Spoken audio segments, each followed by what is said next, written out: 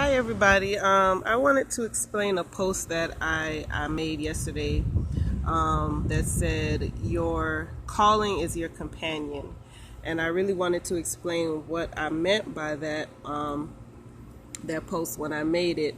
I was actually thinking about how you find yourselves in different situations or different, relationships, jobs, whatever it may be, at different times in your life. And you ask yourself, how did you get here, or what it was that caused you to make that decision to go that route, or you just looking back realize you would have not done that if you could see what you see now. And what I realized was that a lot of times in life we don't know what our calling is, and we might equate it with, some people might equate it with what they do in church, or some people might equate it with, some goal or pursuit that they have. But what I started to feel was that our calling is actually that thing that we have, that unique burden or passion about. Not something that was given to us to do or suggested to us to do, but it's just almost like a part of you. It's just something that's always in your heart and in your mind.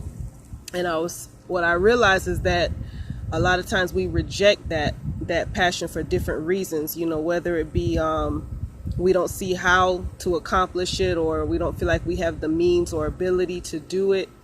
But for whatever the reason, we may just kind of continue on in life, suppressing that calling.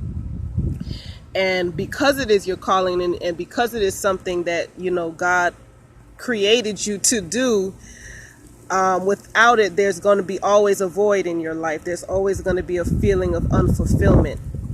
And what I realized was that a lot of the situations and a lot of the relationships or jobs, careers, projects that we find ourselves in is a result of trying to fill that void, trying to fill that feeling of idleness, or purposelessness, or loneliness, or whatever it is, and not really knowing why it's there. And so you're just trying to find things to fill that.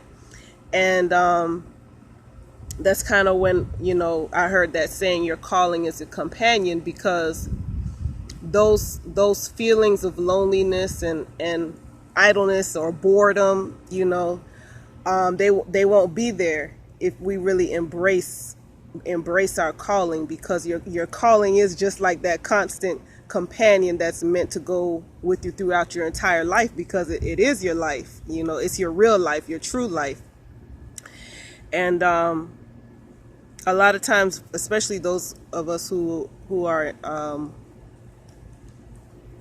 in church, I guess you could say it like that, when we hear calling, we might think of a certain gift or ability.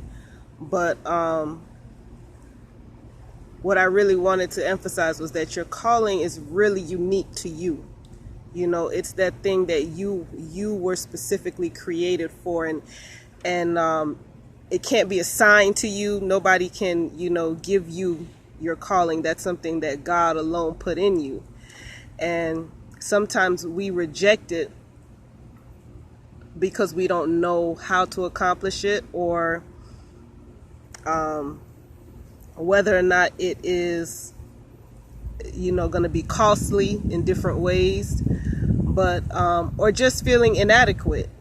But what I really wanted to encourage was that if we just embrace that, for some of us, we might even have to take the time to actually look and see what it is, because we've suppressed it for so long.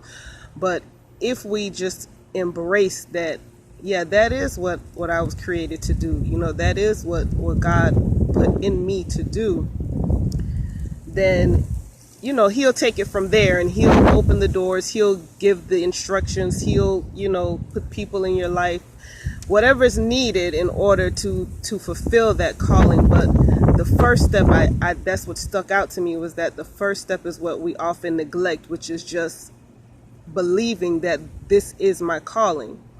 instead of looking for that fulfillment or satisfaction in other things. So I just kind of wanted to share that.